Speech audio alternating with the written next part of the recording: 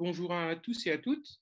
Alors sur ce premier atelier, pour vous indiquer très brièvement la manière dont on l'a structuré, donc on va commencer par une présentation d'Hélène Soublet, donc, qui est directrice de la Fondation pour la recherche sur la biodiversité et qui est vétérinaire de formation.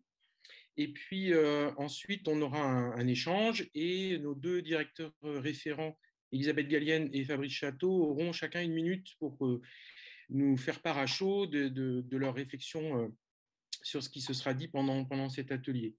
Donc on compte sur vous en fait pour réagir sur la conversation, comme l'a indiqué Eric tout à l'heure, à la fois sur des questions ou des réactions sur la présentation d'Hélène Soublet, et puis aussi indiquer ce que font les parcs, ce que vous faites sur le thème biodiversité, nature, santé, et puis aussi des pistes d'idées de ce qui pourrait être fait ou développé sur ce sujet dans les parcs. Et je passe donc tout de suite la parole à Hélène Soublet, que je remercie encore d'avoir accepté d'intervenir dans cet atelier. Et normalement, Hélène, tu as le partage d'écran. Merci beaucoup Thierry, bonjour à tous et merci de m'avoir invité pour ce colloque. Alors j'étais avec vous ce matin, par contre je ne pourrais pas rester cet après-midi, j'ai d'autres obligations. Donc je vais essayer de vous faire un petit panorama de ce sur quoi on travaille à la FRB sur ce thème-là, protéger la nature et se protéger l'homme. Parce que évidemment, je n'aurai pas les réponses à tout, on n'est pas des spécialistes de tous les domaines et j'essaierai de vous montrer un peu l'état de la science sur un certain nombre de questions en essayant d'être le plus exhaustif possible. Alors tout d'abord, donc la question qu'on nous pose souvent, c'est une fois qu'on a fait le constat que l'humanité exerçait des pressions importantes sur la biodiversité, qu'on a constaté qu'elle nuisait à la biodiversité. L'IPBES l'a bien mis en évidence, je vous ai mis en haut à droite une espèce de représentation schématique de ce que dit l'IPBES sur les 5 pressions majeures, donc le changement d'utilisation des terres, l'exploitation des ressources terrestres et marines, le changement climatique, les pollutions et les espèces exotiques envahissantes, et puis tous les facteurs indirects qui en fait renforcent ces facteurs directs via les activités humaines, comme les facteurs démographiques, socioculturels, les institutions, la gouvernance, les conflits, etc. Et donc, on voit bien qu'à chaque fois qu'on essaye de regarder quels sont les impacts de ces facteurs directs et indirects sur la biodiversité, on se rend compte qu'on a une destruction d'un certain nombre d'écosystèmes, d'un certain nombre d'espèces. Donc, vous avez peut-être des petits indicateurs là, sous forme de camembert du type pilotage, où on voit 47% des écosystèmes naturels ont décliné par rapport à un état initial, 25% des espèces et groupes d'animaux sont menacés d'extinction, etc., etc. On a aussi des publications comme celle où je vous ai mis un petit graphique là en bas à gauche, qui vous montre l'état en fait des populations sauvages d'animaux il y a 100 000 ans, où on était à 40 gigatonnes de carbone et aujourd'hui présent, donc après finalement l'extension et l'arrivée de l'homme moderne sur Terre et la transformation que l'homme a réalisée sur ces groupes-là, puisqu'on n'a pratiquement plus d'animaux sauvages et on passe à un gros compartiment qui n'existait pas avant, qui est celui des animaux domestiques, et évidemment le compartiment des humains qui devient visible puisque avec 7 milliards d'humains, on prend de la place. Alors, la réponse à la question, est-ce que protéger la biodiversité, c'est protéger l'homme? Moi, j'ai tendance à répondre oui de manière très franche et massive, puisque la biodiversité a de la valeur et en fait, on en dépend. On l'utilise, mais plus particulièrement, on en dépend. Donc là, je vous ai mis un petit graphique qui présente l'ensemble des valeurs qu'on attribue à la biodiversité. C'est une sorte de cadre méthodologique. Donc, vous avez des valeurs d'usage directes et indirectes. Quand vous consommez du poisson, de la viande, c'est de la biodiversité. Le bois, c'est de la biodiversité. Donc, tout ça, c'est des choses qu'on exploite, qu'on utilise. Vous avez ce qu'on appelle des valeurs d'usage indirect, comme les questions de contrôle des crues, de fertilité du sol, de la pollution, la pollinisation, etc. Et puis ensuite, il y a des valeurs d'option, donc c'est des choses qu'on n'a pas encore totalement exploitées, mais qu'il faut conserver pour que dans le futur, on puisse le faire. Et là, souvent, on parle de toutes les questions des médicaments, des ressources génétiques, des ressources alimentaires futures, des réserves de matériaux de construction, des réserves en eau, etc. Et puis, il y a aussi, il ne faut pas l'oublier, les valeurs de non-usage de la biodiversité, c'est-à-dire protéger la biodiversité pour elle-même, pour des questions d'éthique et des questions de compréhension qu'on fait partie du vivant et qu'on n'a pas de raison d'être plus privilégiés que les autres êtres vivants, les non-humains. Mais ces valeurs de non-usage permettent aussi, et on l'oublie parfois, de maintenir des cultures locales et surtout de continuer de la poursuite des processus écologiques et des processus d'évolution, y compris les nôtres. Et d'ailleurs, pour un certain nombre de ces valeurs, alors on a un petit peu de mal, mais on a commencé à leur attribuer des prix, puisqu'il paraît que c'est comme ça qu'on peut identifier ou qualifier une valeur et qu'on peut faire comprendre que ça a de la valeur. C'est en y mettant un prix. Donc, par exemple, vous avez certainement entendu parler de l'évaluation française des écosystèmes et des services écosystémiques, et ils ont commencé à travailler sur les valeurs pour les écosystèmes français. Donc, par exemple, ils ont estimé dans le département des Vosges, par exemple, le coût de la régulation de la qualité de l'eau par les forêts, c'est de 99 à 138 € par hectare et par an. Donc c'est énorme en fait, quand on voit ça. Si vous coupez la forêt, ceci devra être fait par d'autres moyens, et donc des moyens technologiques par exemple. Ils estiment également, par exemple, que toujours sur les forêts, on a une valeur environ de 2,9 milliards d'euros par an pour la récolte de bois, et que finalement, la valeur touristique de la forêt, elle atteint 10 milliards d'euros par an. Et donc, vous voyez bien qu'en fonction de la façon dont on traite cette question de biodiversité, il y a des valeurs différentes. Et tout ça, en effet, peut avoir des incidences et des conséquences sur notre santé, soit parce que la biodiversité est là et qu'elle permet de protéger la santé, soit parce que la biodiversité n'est pas là, et que du coup, on perd cette capacité qu'elle a à nous protéger ou à nous procurer des services. Donc là, je vous ai remis en fait la façon dont l'OMS, qui a publié un rapport en juin 2021 sur biodiversité et santé, la façon dont l'OMS voit les choses. Donc, la santé étant au centre de nos préoccupations aujourd'hui, vous voyez que la santé, elle est reliée à la question de la qualité de l'eau, à la qualité de l'air, aux ressources qu'on peut prélever dans les océans ou sur Terre, aux maladies infectieuses qui sont plus ou moins régulées, aux microbes de l'environnement et nos propres microbes qu'on porte en nous, comme Marc-André vous l'a bien expliqué ce matin, les questions de médicaments, les questions d'accès à la nature, etc. Il faut bien se rappeler que la santé humaine, et ça c'est Gilles qui l'a rappelé ce matin, c'est pas simplement un état de non-maladie, c'est aussi un état de bien-être, et ça l'OMS depuis longtemps a cette définition, et je pense que ça vaut toujours le coup de le rappeler. Donc en fait, on est en bonne santé quand on est dans un état suffisant de bien-être et qu'on n'a pas je lis l'anglais, qu'on n'a pas de maladie ni d'infirmité, et que par extension, on n'est pas mort. Donc, et c'est un état évidemment dynamique et qui n'est pas fixé et qui peut évoluer en fonction de beaucoup de choses, et notamment de l'environnement. Et c'est de ça dont on parle aujourd'hui. Donc, l'IPBES essaye de structurer tout ça de façon un petit peu différente. Et donc, en 2019, a publié un état de la tendance qu'on observait sur les services écosystémiques, donc qui correspondent en fait à ce que vous a présenté l'OMS sous forme de diagramme.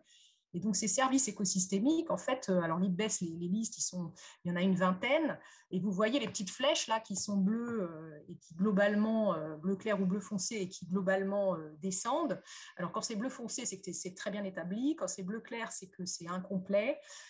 Et quand c'est gris, c'est qu'on n'a pas tout à fait encore les réponses scientifiques robustes.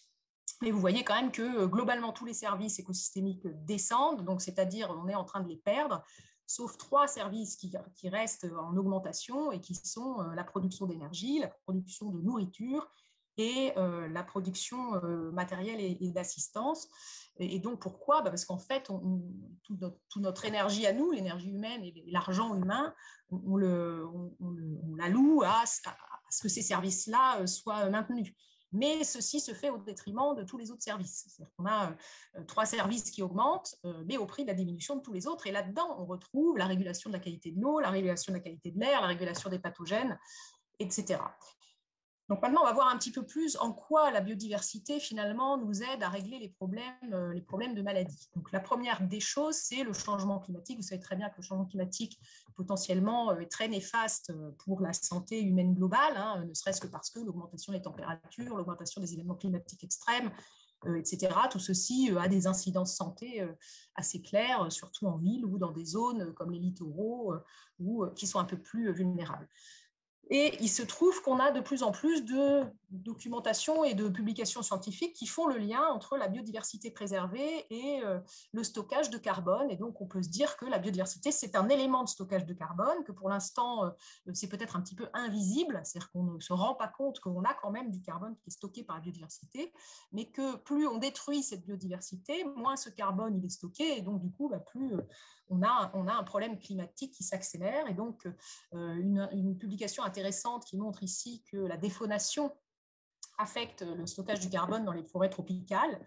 Donc ça, on le comprend bien. Moins il y a de biodiversité, moins il y a d'arbres. C'est à la fois par des phénomènes de transport de graines qui ne se fait plus lorsque des types d'animaux ne sont plus là, comme les singes ou les oiseaux, par exemple. Et où, moins il y a de biodiversité, plus la biodiversité, finalement, va être déséquilibrée avec des groupes taxonomiques qui vont être plus importants que d'autres, et notamment les ongulés herbivores. Et eux, ils mangent des arbres, donc il y a moins d'arbres quand il y a moins de grands carnivores, par exemple, comme le loup. À côté, vous avez une publication aussi que j'ai citée. Alors, elle est intéressante, elle est peut-être anecdotique, mais elle signe quand même des phénomènes qu'on a du mal encore à appréhender parce qu'on ne les comprend pas, mais quand on les comprend, on se dit, bah oui, bien sûr. Donc là, en fait, c'est la question de la disparition des loutres dans des écosystèmes aquatiques. Et finalement, que cette disparition induit une perte en termes de stockage de carbone qui a d'ailleurs été quantifiée. Puisque en fait les loutres, elles mangent des oursins qui eux-mêmes mangent des algues, et donc quand vous n'avez pas de loutres, vous avez plus d'oursins et donc vous avez moins d'algues. Et les algues stockent du carbone, et vous avez aussi un phénomène de sédimentation qui fait qu'il y a une sédimentation dans les fonds du stockage de carbone. Et en fonction du scénario de séquestration, ça c'est une grosse inconnue en fait dans la publication, je vous l'ai mis en dessous. Donc si la séquestration est de 1% seulement, ce qui n'est pas beaucoup, mais qui est quand même déjà pas mal, et finalement la valeur annuelle de ce stockage de carbone est estimée entre 6 millions et 21 millions de dollars. Par contre, si la séquestration et 50%, c'est le degré d'incertitude à peu près qu'on a ici, donc vous voyez qu'il est grand, et ça peut atteindre jusqu'à 1000 millions, donc 1 milliard de dollars de valeur en fait de ce stockage de carbone dû à cet écosystème qui est fonctionnel. Évidemment, si l'écosystème n'est pas fonctionnel, tout ça c'est une valeur perdue, et c'est du carbone qui devra être stocké par ailleurs ou qui générera une accélération du changement climatique. Alors, toujours pour rester sur cette question de climat et de désertification, ici, deux exemples qui avaient été cités déjà dans un de nos colloques en 2017, par Nathalie Denoblet, et c'était de montrer en fait comment est-ce que tout ça était intimement lié, c'est-à-dire comment est-ce qu'une déforestation, parce que dans les deux cas, là, à la fois en Floride et en Australie, il s'agit d'une déforestation à des fins agricoles, et donc, comment cette déforestation, finalement, a créé un déséquilibre complet du climat local et une désertification par absence de pluie. Et donc, du coup, à terme, en fait, une modification de la gestion, puisque les gestionnaires qui avaient imaginé planter, dans un des cas, du blé et dans l'autre cas, des grandes cultures, enfin du blé et des citrons, enfin des céréales et des citronniers en Floride et des grandes cultures en Australie, ont finalement abandonné le projet ou l'ont un peu modifié. Donc, vous voyez bien, en fait, dans le cas de l'Australie, cette espèce de barrière nuageuse. Donc d'un côté, il y a des nuages, vous êtes encore dans la forêt d'eucalyptus qui n'a pas été coupée, et de l'autre côté, vous n'avez plus de nuages, c'était la zone agricole qu'ils avaient considérée comme étant très intéressante, puisqu'elle était à la fois chaude et pluvieuse. Elle est devenue que chaude. En Floride, ils ont eu la même chose, c'est-à-dire qu'ils ont coupé une forêt humide, peu gérée, pour y planter donc, des céréales et des citronniers. Et puis, quelques années après, ils se sont rendus compte qu'ils avaient des épisodes de gel plus froids, des durées de gelée plus longues, jusqu'à 2 fois plus longues, et des canicules plus intenses, jusqu'à 4 degrés de plus. Et donc, en fait, l'IPBES, en récupérant plus de publications scientifiques, en 2019, avait fait cette petite synthèse et avait fait la synthèse de cet effet-là sur l'humanité, et avait conclu, avec encore un degré d'incertitude ici très grand, que sous les effets combinés donc, du changement climatique et de la dégradation des sols, eh bien, on aurait de 50 à 700 millions de personnes qui seraient amenées à migrer. Et donc, elles migreraient alors parce que leur environnement était dégradé et que les conditions climatiques étaient dégradées, mais aussi surtout parce qu'elles n'avaient plus rien à manger. Et que quand on n'arrive plus à manger, évidemment, on ne reste pas sur place, on migre. Et d'ailleurs, la santé est aussi largement altérée.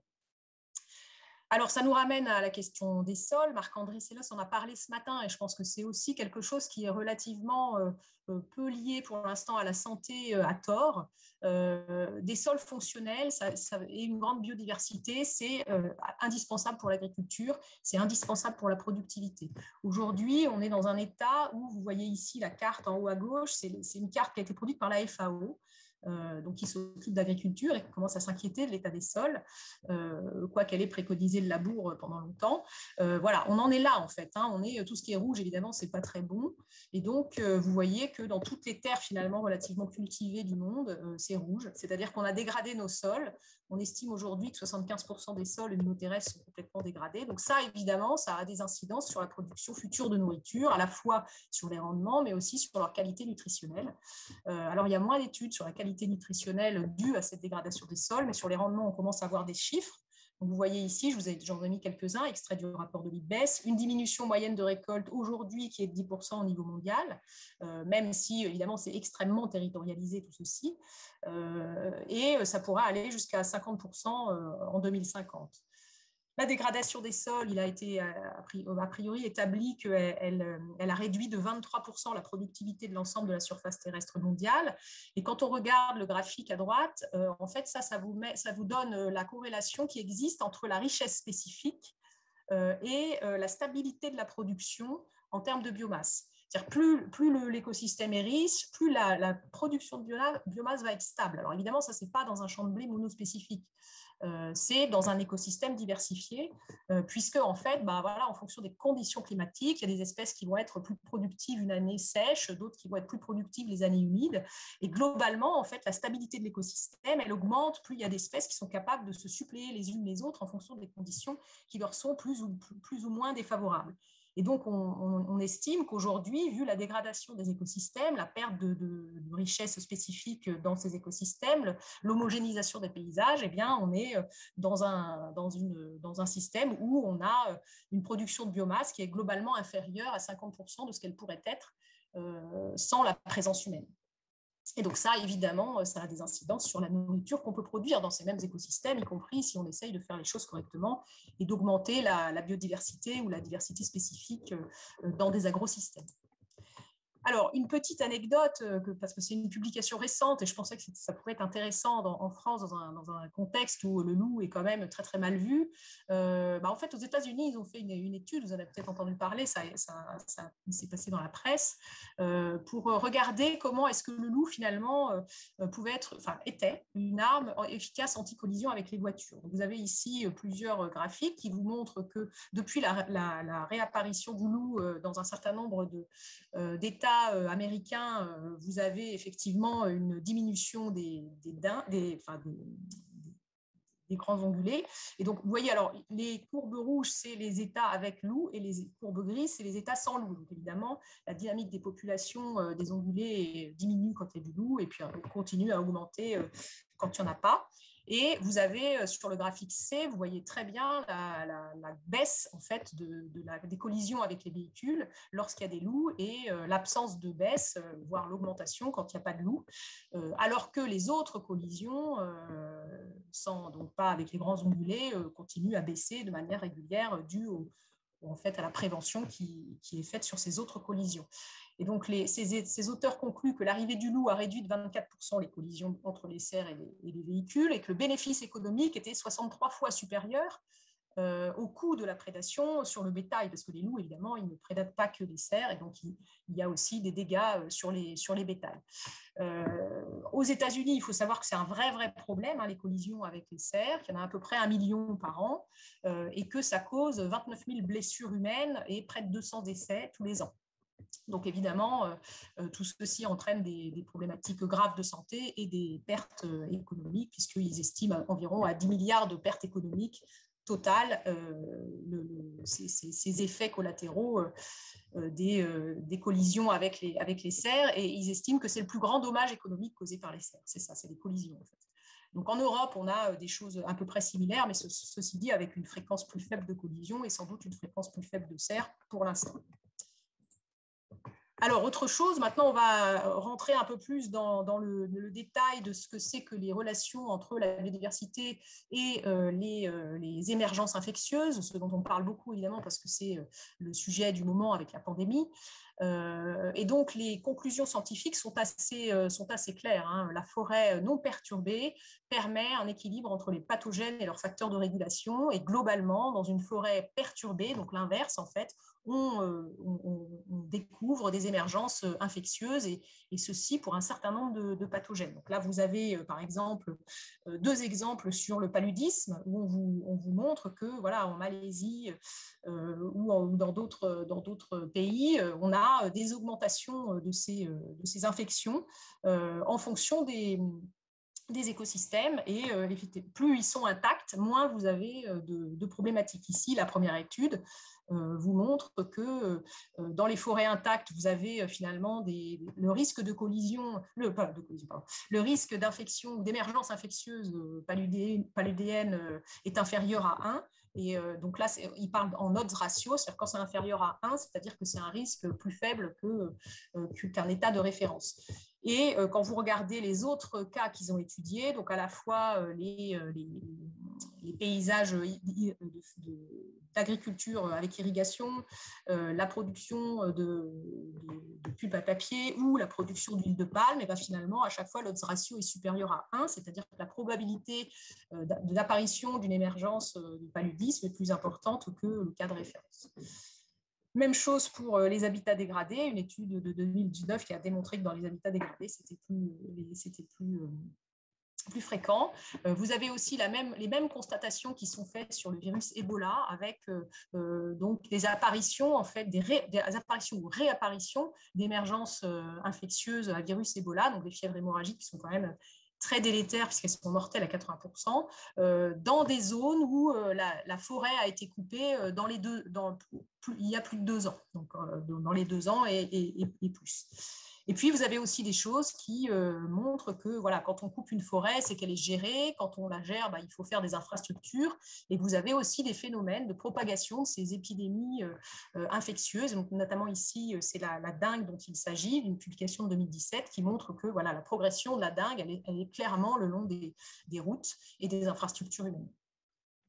Et d'ailleurs, en fait, tout ceci, c'est dû à des phénomènes biologiques qui ne sont pas toujours très connus, mais qui commencent à être de mieux en mieux connus sur les moustiques, par exemple, qui sont des vecteurs, vous le savez, hein, très fréquents d'un certain nombre de maladies infectieuses. Et on constate que, alors notamment dans le cas du paludisme, ça a été bien mis en évidence que dans les zones où il y a plus de 30%, moins de 30% de couverture forestière restante, les nombres de piqûres par nuit peuvent atteindre presque une dizaine, alors que dans les zones où vous avez toujours cette couverture forestière à plus de 30%, c'est plutôt de 0,03 par nuit. Pourquoi ? Parce qu'en fait, les moustiques, ils aiment beaucoup les sites où il y a des ornières. Donc, évidemment, les infrastructures humaines sont très pratiques là, pour les moustiques pour permettre leur reproduction. Et puis, surtout, dans les zones où il y a moins de forêts, en fait, il y a aussi moins de pathogènes de moustiques. Et donc, ces moustiques-là sont plus prédatés et ils sont en fait régulés. Voilà. Et ça, c'est un élément, par exemple, de la régulation de la biodiversité sur les pathogènes portés par les moustiques.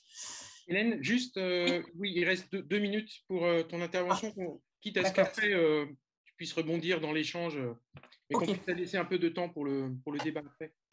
Ok, bon, juste pour vous dire, alors ça aussi c'est des choses dont vous avez largement dû entendre parler, c'est l'agriculture, hein. Donc l'agriculture c'est un peu le driver initial de la déforestation, ici l'exemple du virus Nipah, où on a eu donc une déforestation pour planter des palmiers à huile et donc une délocalisation de chauves-souris qui ont infecté des porcs puis des hommes avec une déstabilisation de l'ensemble de l'économie porcine locale et des morts humains. Alors pas tellement, hein, et comme le virus Nipah n'est pas transmissible d'homme à homme, du coup ça s'est resté cantonné, on a eu une centaine de morts seulement.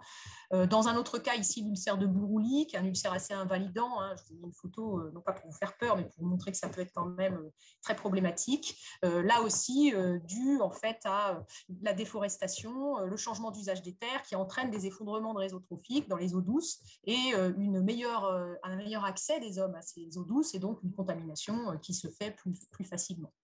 Alors, sur la maladie de Lyme, bon, je vais peut-être passer vite parce que Marc-André Sellos en a parlé ce matin, juste pour vous dire qu'il y a aussi un phénomène qui avait bien été décrit sur une publication de 2019 qui démontrait en fait que l'activité des micromammifères comme les renards était aussi un outil de régulation des pathogènes, non pas parce qu'ils allaient prédater et consommer des rongeurs, mais parce qu'en fait, ils entretenaient un paysage de la peur. C'est un peu d'ailleurs comme ça que fait le loup pour éviter les collisions, enfin pour éviter, il ne fait pas ça pour éviter les collisions, mais c'est ça qui induit l'évitement des collisions, c'est qu'en fait le paysage de la peur fait que les proies en fait se déplacent moins. Et donc là, en l'occurrence, les petits rongeurs, ils se rencontrent moins parce qu'ils restent plus terrés, ils ont peur, ils regardent un peu partout, et donc il y a moins de rencontres et donc moins de possibilités de transmission de tiques. Et donc, s'il y a moins de rongeurs infectés, du coup, il y a moins de transmission de la maladie de Lyme, tout en ayant autant de tiques. Ce n'est pas une question de tiques, la maladie de Lyme, c'est une question de tiques infectées. Donc, ceci aussi pour vous montrer que finalement, on a de plus en plus d'études qui démontrent que ce n'est pas tant le problème de la régulation qui est peut-être la clé de la compréhension, mais plutôt le problème de la dégradation de l'écosystème. Et ici, la publication sur la droite a très très bien démontré qu'en fonction des groupes d'animaux, pour les mêmes groupes d'animaux, vous en aviez qui étaient porteurs de pathogènes partagés avec l'homme, et certaines espèces donc plus porteurs de pathogènes partagés avec l'homme et certaines autres non. Donc c'est les espèces vert clair, elles sont moins porteuses de pathogènes communs, et alors que les espèces violettes sont plus porteuses de pathogènes communs. Et vous voyez qu'ici, sur un gradient qui va de gauche à droite, avec des écosystèmes qui sont de plus en plus anthropisés, finalement, vous avez à la fois de moins en moins d'espèces et en plus en plus en proportion d'espèces marron, puisque ici, c'est pareil, le 0, c'est l'état initial. Et en fait, si vous êtes au-dessus du 0, c'est que ces groupes augmentent, leur abondance augmente, et si vous êtes en dessous du 0, c'est que leur abondance diminue. Vous voyez que les vers, globalement, qui portent moins de pathogènes partagés avec l'homme, leur abondance diminue, plus le milieu est anthropisé. Même chose avec l'étude de droite qui montrait, en fonction de différentes maladies, maladies biomusicales, la dengue, la leishmaniose, maladie de Chagas et le paludisme, que plus le paysage était anthropisé, plus l'odds ratio était défavorable pour ces maladies-là. Et puis peut-être une dernière chose sur, évidemment, on sort des maladies infectieuses, on rentre plus dans nature, santé mentale et santé physique. Il y a eu 2 grosses études qui ont été réalisées dans le cadre du programme européen Eclipse sur les liens entre espace bleu, espace vert et santé mentale et santé physique, avec le concours de l'OMS aussi, qui ont montré que sur environ 67 études expérimentales ici, vous voyez, en fonction de la santé mentale, la sévérité des désordres mentaux, le bien-être, la qualité de vie, le stress, soit perçu, soit physiologique, ou les comportements, les problèmes de comportement, et ben vous voyez le nombre d'études, en fait, vous avez les plus, des zéros et des moins ici dans les petits carrés. Vous avez beaucoup d'études qui démontrent un aspect positif d'un certain nombre d'écosystèmes. Donc là, vous avez en premier les écosystèmes urbains, c'est Urban Green Space, les parcs, les jardins, les forêts, les zones humides, etc. Et vous voyez que vous avez beaucoup d'études qui démontrent un effet positif sur le symptôme ici. Et que finalement, bon, quelques études démontrent aussi des effets négatifs. C'est toujours ça, il y a une balance dans la biodiversité, c'est jamais tout blanc ou tout noir.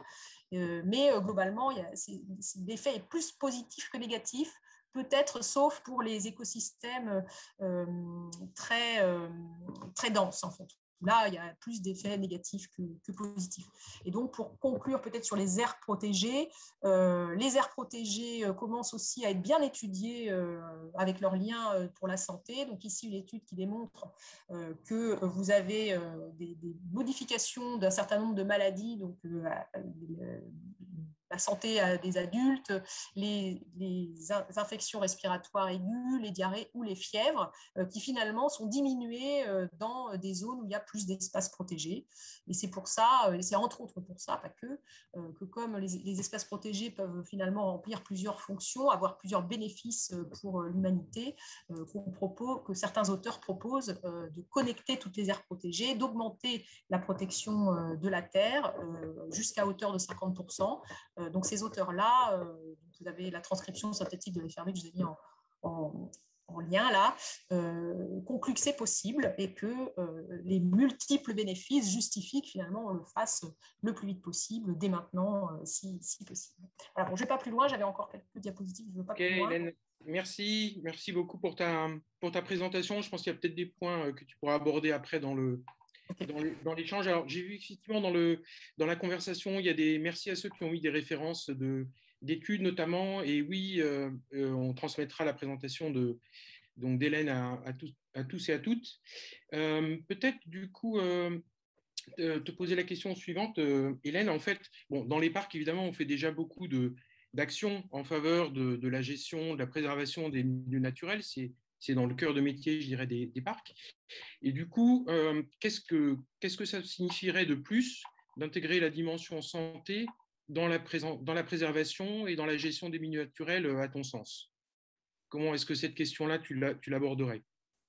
Moi, je pense que c'est une dimension de plus et je dirais une dimension indispensable de plus. C'est-à-dire que c'est un peu ça que dit One Health en fait. One Health dit que lorsqu'on s'intéresse à un enjeu, il faut aussi regarder tout l'environnement de cet enjeu. Et donc, je pense que c'est important de voir que dans toute mesure de gestion, il y a des effets positifs, des effets négatifs, des effets neutres. Que peut-être que ce qu'on recherche, c'est d'avoir un effet positif sur un aspect de l'enjeu, mais qu'il ne faut pas négliger le fait que ça peut aussi avoir des effets négatifs sur d'autres enjeux, et que peut-être que la décision serait différente si on le connaissait et si on mettait bien toute la place sur la table. Donc moi, je dirais qu'il faut avoir cette vision holistique, il faut toujours garder en tête que nos actions ont des conséquences et qu'il vaut mieux s'attendre aux conséquences que de les découvrir et d'agir en tant que pompier parce que tout d'un coup, il y a une crise. Et donc, ça permettrait sans doute d'être plus efficace et d'avoir moins de surprises, en fait. Même s'il y a beaucoup de choses qu'on ne sait pas, mais ce n'est pas parce qu'on ne sait pas qu'il ne faut pas quand même réfléchir en amont et récupérer la meilleure connaissance disponible avant d'engager une action de gestion et avant d'oublier un des aspects de la question. Vous avez 17 objectifs de développement durable, enfin on va dire 16 opérationnels et un 17e. Moi, à mon avis, les 17 objectifs de développement durable devraient servir de trame à toute décision de gestion. Et on devrait s'intéresser à, et mon incidence sur l'agriculture, c'est quoi? Mon incidence sur la santé, c'est quoi? Mon incidence sur le climat, c'est quoi? Mon incidence sur la biodiversité, c'est quoi? Et après, une fois que vous avez ce tableau de pilotage, vous pouvez gérer de façon plus correcte et peut-être avec moins de surprises pour l'avenir. Peut-être qu'il y a aussi des besoins, je ne sais pas, sur le suivi sanitaire, par exemple, des espèces sauvages. Enfin, oui. ça fait partie, j'imagine, dans ce que tu as présenté, du suivi global des milieux. Et je dis ça parce que là, pour le coup, les parcs naturels régionaux, comme d'autres acteurs, peuvent contribuer aussi avec des chercheurs, des associations spécialisées, etc., mais à ce suivi sanitaire global, je dirais, de la biodiversité, au-delà du suivi, évidemment, de l'homme. Oui, bien sûr, mais ça, je pense qu'ils le font déjà. Et c'est bien, il faut le continuer, mais ce n'est qu'un aspect de la question. C'est-à-dire que ça permet d'augmenter la connaissance. Alors, je dirais, bon, en fait, c'est peut-être un vœu pieux, mais le suivi sanitaire de la biodiversité, ça ne veut rien dire. Parce qu'en fait, ce que vous allez suivre. On ne t'entend plus, Hélène. Le micro d'Hélène a été coupé, j'ai l'impression. Ah oui, je sais pas, c'est bizarre, pourtant je n'ai rien touché. Oui, je disais c'est peut-être un petit peu un vœu pieux quand même de considérer que ce serait une fin en soi, parce que la biodiversité, c'est plus que quelques espèces qu'on pourrait réussir à suivre. Et que le suivi sanitaire, ça veut aussi dire suivre le sol, sachant que dans le sol, on a 25% de la biodiversité terrestre potentielle, tout en connaissant que 1%. Donc, on n'a pas en fait vraiment de clé pour savoir ce qui est le plus pertinent de suivre. Mais je dirais, tout ce qui peut être fait doit être fait. La question, c'est qu'est-ce qui est le plus intéressant, qu'est-ce qui servira le plus à l'avenir. Peut-être aussi dans les actions que pourraient faire les parcs concrètement autour de ce sujet biodiversité, nature, santé. Et puis, du coup, pour ceux qui sont en ligne et qui peuvent poster des réflexions ou des actions des parcs là-dessus, c'est peut-être aussi sur le volet, par exemple, ethnobotanique, c'est-à-dire dans l'aspect soins, comment mieux prendre en compte la biodiversité qu'on peut utiliser aussi, là pour le coup, en termes de santé humaine. Il y a des choses qui se font déjà dans les parcs, bien sûr, là-dessus. Peut-être que c'est un axe aussi de réflexion. Je ne sais pas, comment tu perçois ce sujet-là, la connaissance qu'il peut y avoir en France? J'ai pas une connaissance très fine de ce qui se fait déjà ou de ce qui pourrait se faire, mais oui, évidemment, je pense que c'est toujours très, très intéressant. Je pense ça participe aussi un peu de cette vision un peu globale et holistique de ce que peut être la santé et que cet aspect-là, à mon avis, il est aussi intéressant que d'autres. Hein. Oui. Ce matin, en fait, notamment dans la table ronde, a été mis en avant le fait que il était important d'essayer de travailler plus sur le préventif et moins sur le curatif. En tout cas, dans la balance en termes de santé publique, la balance préventif-curatif. Du coup, peut-être autour de ce que ça peut induire en termes de biodiversité. Et est-ce que peut-être tu as des éléments à nous donner là-dessus? Parce que le problème peut paraître simple à la base. Évidemment, il faut favoriser le préventif. Dans les deux cas, que ce soit préventif ou curatif, on imagine qu'il y a des impacts sur la biodiversité. Je dis ça, par exemple, on a vu à un moment donné pas mal d'études sortir, médiatisées, sur l'impact des crèmes solaires sur les coraux, par exemple. Bon, là, on est complètement sur le préventif, et puis pourtant, c'est une action. Mettre de la crème solaire quand on est sous le soleil, ça paraît logique de favoriser ça. Et en même temps, on se rend compte des incidences que ça peut avoir parfois sur les écosystèmes. Du coup, alors j'ai donné cet exemple, hein, mais c'est juste pour illustrer le propos, sur le fait de favoriser le préventif par rapport au curatif. Comment tu vois cette appréhension du sujet au regard du filtre de la biodiversité? Alors, moi, je ne dirais pas favoriser le préventif par rapport au curatif. Je dirais que le curatif, on n'a pas le choix. C'est-à-dire que la crise est là, on ne va pas se dire, tiens, je vais faire du préventif parce que je favorise le préventif. Tu vois ce que je veux dire? Donc, en fait, je pense que le curatif, on n'a pas le choix, c'est lorsque la crise est là. Donc, effectivement, on constate aujourd'hui un espèce de déséquilibre entre les actions préventives qu'on pourrait faire et les actions préventives qu'on fait, y compris d'ailleurs en termes d'argent alloué au préventif. Il n'y en a pas assez, donc forcément, on n'arrive pas à un niveau de prévention qui est suffisant pour nous éviter des crises. Mais je dirais que plutôt l'action, elle est sur le préventif, c'est-à-dire il ne faut pas faire du mauvais préventif.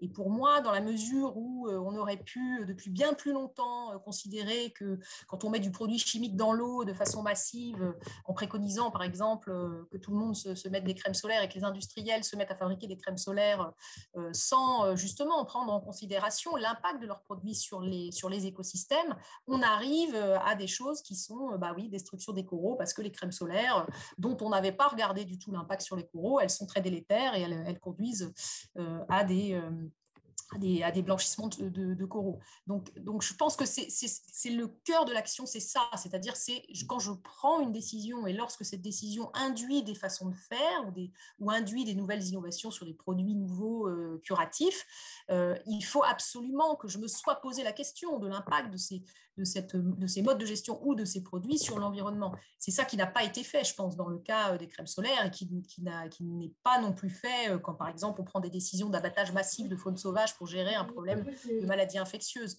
Donc, sans avoir connaissance de la dynamique des populations et du fait que l'abattage lui-même peut être très délétère pour la diffusion de la maladie, par exemple. Ça peut favoriser la diffusion de la maladie, en fait. On l'a vu, par exemple, dans le cas de la brucellose des butins du Bargy. Donc, du coup, je pense qu'il faut vraiment avoir cette vision globale quand on fait du préventif et cette vision impact quand on fait du curatif et peut-être avoir défini en amont les solutions alternatives, c'est-à-dire ne pas considérer qu'il y a une seule vraie solution et que c'est la seule qui fonctionnera la plupart du temps avec le vivant. C'est pas comme ça que ça marche. On n'a jamais du 100%. On a toujours des problématiques d'essais-erreurs, des individus qui réagissent plus ou moins bien à tel ou tel traitement et des écosystèmes qui réagissent plus ou moins bien à telle ou telle pression de gestion. Donc, je pense que c'est vraiment une approche globale qu'il faut avoir et qu'à mon avis, on ne pourra pas opposer curatif et préventif. Il faut faire les deux. Par contre, là, c'est vraiment très déséquilibré. Alors, augmentons un peu l'argent et les moyens sur le préventif. On a une remarque de Gilles Pipien qui va sur ce sujet-là également, hein, sous un autre exemple, qui est celui des vermifuges pour les animaux d'élevage, et effectivement, dont on sait qu'ils peuvent avoir des impacts sur la biodiversité. Alors, pas quand ils sont dans les bovins ou les ovins ou les chevaux, mais quand ils sortent après à travers les excréments et qu'ils se retrouvent dans le milieu naturel. Merci Gilles pour cette remarque effectivement sur ce sujet. Oui, mais c'est la même chose, par exemple, sur les fongicides largement utilisés en agriculture pour se prémunir de quelques champignons pathogènes pour les cultures et qui finalement détruisent l'ensemble des champignons du sol et qui empêchent ensuite la symbiose mycorhizienne. Et qui contraignent un certain nombre de champignons à évoluer et à devenir des parasites plutôt que des symbiotes, quoi, hein. Donc on a aussi ce genre de phénomène, je pense que c'est partout comme ça, c'est-à-dire que peut-être que le problème, c'est l'usage massif de ces produits. C'est-à-dire que même pour la crème solaire, je veux dire, s'il y avait 2 personnes dans le monde qui avaient utilisé de la crème solaire, il n'y aurait eu aucun problème pour les coraux. Le problème, c'est cet emballement, en fait, dès qu'il y a une solution, à ne considérer qu'il n'y a qu'une seule solution et à la mettre en œuvre de façon globale, massive et mondialisée. Donc, c'est ça le problème, en fait. Avant qu'on passe la parole et puis qu'on conclue ensuite, donc on passe la parole à Elisabeth Gallien et Fabrice Château. Eric, tu avais posté un commentaire sur la conversation. Peut-être que tu peux du coup l'exprimer oralement. Non, je disais simplement qu'à mon avis, un des risques majeurs, c'est aussi l'état de conservation des habitats qu'on protège. Derrière une même nature, il n'y a pas forcément finalement les mêmes mécanismes qui sont mis en jeu. Et là, on voit bien avec les enjeux de gestion auxquels on aura à faire face. Je prends l'exemple de la forêt liée au changement climatique, qu'on risque aussi de perturber le fonctionnement naturel de ces écosystèmes. Et Marc-André a bien démontré ce matin que les équilibres, notamment bactériens, on va dire la vie microscopique dans ces écosystèmes, elle s'est mise en place. Ces équilibres se sont mis en place au fil de millions d'années. Et que finalement, les grands changements très, très rapides qui ont lieu risquent un peu de déstabiliser tout ça. Ça, c'est un concept qu'on a parfois un peu plus de mal à faire admettre. Et je pense que c'est important de le rappeler. Il faut protéger des écosystèmes matures et qui sont dans un état de nature très préservé également pour ça. On peut passer la parole du coup à Elisabeth Gallien et puis à Fabrice Château, donc, qui sont les 2 directeurs référents de la commission biodiversité et gestion de l'espace, et pour qu'ils nous donnent un peu à chaud, alors évidemment l'exercice n'est pas évident, mais qu'ils nous donnent un peu à chaud leur réflexion sur ce qu'ils ont entendu dans ces 40 minutes. La démonstration du début d'exposé, elle était assez performante pour démontrer justement que si on impactait la biodiversité, à terme, on s'impactait nous-mêmes. Mais force est de constater que jusqu'à présent, c'est pour protéger l'homme qu'on a détruit la nature, en fait. Donc, et par contre, il y a eu quelques exemples qui m'ont fait un peu peur quand même dans la manière dont ils étaient présentés. C'est par exemple, à un moment, on dit le problème du cerf, c'est la collision avec les voitures. Alors que le problème, c'est peut-être la route. De même, moins de maladies infectieuses dans les aires protégées, mais c'est peut-être c'est quand même multifactoriel, c'est plus compliqué que ça.